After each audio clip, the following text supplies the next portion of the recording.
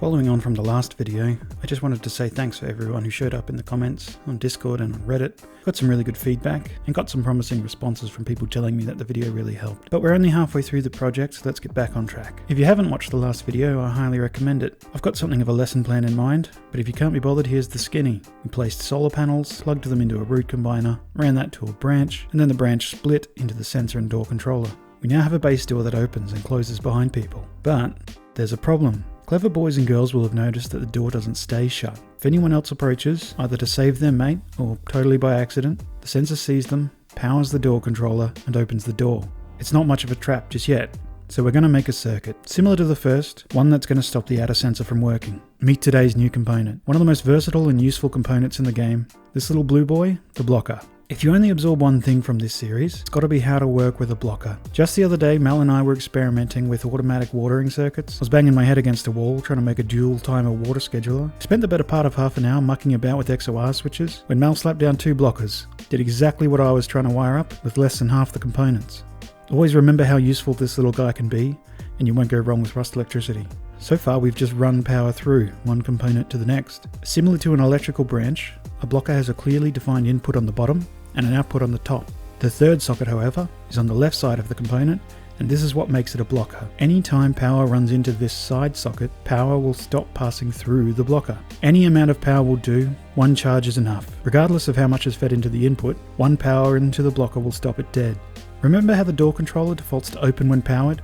If we want it to shut, and stay shut, we can use a blocker to deny the component power. Since we want the blocker to trigger when someone enters the base, you're going to have to pick up another sensor, a branch, and a blocker. The difficulty with blockers is that you'll have to find one, or trade players for it. A habit I highly recommend you get into. So we know the sensor transmits 1 power per person detected. Put that down inside on the door wall, away from an active door frame, or any surface you might want to build on in the future. It doesn't play nice with the building process. Blocks a lot of things. Only put him down after you've built your walls, ceilings, and placed your doors. If you haven't guessed already, this sensor is going into the blocker socket. When someone's detected inside, we want to take away power from the door controller.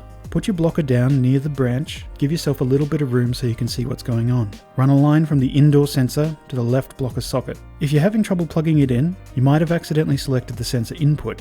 We know that we want to block power to the outdoor sensor and controller, so run the output line of the blocker to the outdoor sensor. To do that, you're going to have to unplug the old input line from the sensor. Lucky you, it can be done by holding right click while looking at the socket, even if you're moving another wire at the time. The only thing left to do is run power from the spare socket on the branch to the indoor sensor's input. If you've been paying attention, or you tried testing your base out, you'll have noticed that the outdoor sensor has stopped working. Our first branch is now feeding power into 3 components, and since in the first video we only told it to put out 2, there's not enough to go around.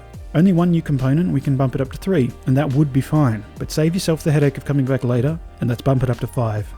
So now it locks. By being inside, our victim tells the circuit to interrupt power coming from the outdoor sensor. We're not done though, right? They're inside, but then what? Well, that's entirely up to you. You can have them get blasted instantly, serenade them, play sadistic games, try and make friends with them. You think I'm joking, but that Bundy guy is still hanging around. But if you really want to make the base a trap, you should at least automate it. The more you practice with electricity, the better it'll stick in your mind. So for some real fun, grab 2 more branches, 1 more blocker, and a door controller. Put a branch down beside the blocker, but leave a little space. Since we now want the indoor sensor to do 2 things, we need to split the power from the blocker that the sensor affects. If only there was some kind of splitter. Don't do it. Never touch these things. Throw them in the recycler. Throw them in the sea. I don't care, just don't use them. Put down another branch. Remember when I said you could use these to isolate a circuit and continue running a main line? That's what we're going to do now. Unplug the right output of the first splitter in the circuit. Run it into the new branch.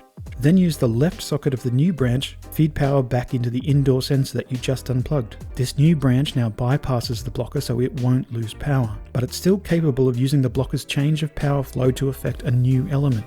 Put down the next blocker. We want this blocker to be affected by the first blocker, so run a line from a branch that feeds out of the first into the new blocker's socket. For now, it will remain blocked until the indoor sensor is activated, letting power through. But it needs to be powered first. Final branch has a spare socket that'll do just fine. Place the door controller on your killing or trap door and plug it into the output of the second blocker. This is why we bumped the first branch up to 5. We needed 2 more power for the components fed by the left branch. And we're done. Step inside, front door locks, and inner door opens, with whatever nasty surprise you have waiting on the other side. My personal favourite is a flamethrower trap. Shotgun traps or auto turrets will do just fine. Players peeking through a doorway are usually savvy enough to spot traps, so it's better to hide them. I know I said in the last video that I'd explain how HBHF Sensor's settings work, but if you're not keen to mess with it, realistically the default settings are fine.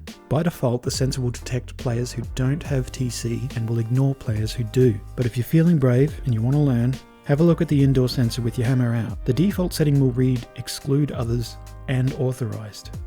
This is dumb. It doesn't take much to get used to though. What you need to understand about this menu is that it's telling you what each option will change it to, instead of reading out what it is set to. It's a terrible UI choice, considering there are much easier to interpret UIs on electrical components, but whatever. It is what it is. If you click the option to exclude authorized on the inner sensor, we are taking away the sensor's ability to detect anyone who has TC. That way, being inside the base by yourself won't lock down the trap and people can still enter, which is pretty juicy bait.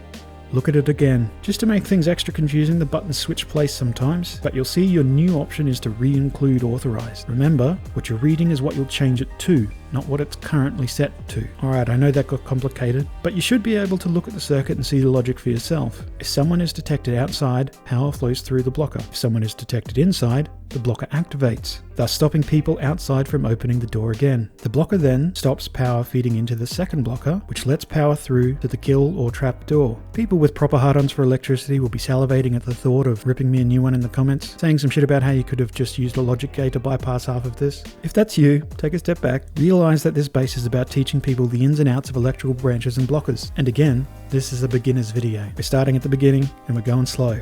I just wanted to say again that it was great hearing from all of you in the comments. I'm really enjoying this process, so I'm going to keep it up. I'm open to requests. If there's something you want to see done with electricity, hit us up on Discord or the YouTube comments. We reply to everyone if we can. There's a third video coming in this series that unpacks electrical trap bases a bit further. It'll include some answers to some of the questions already posted.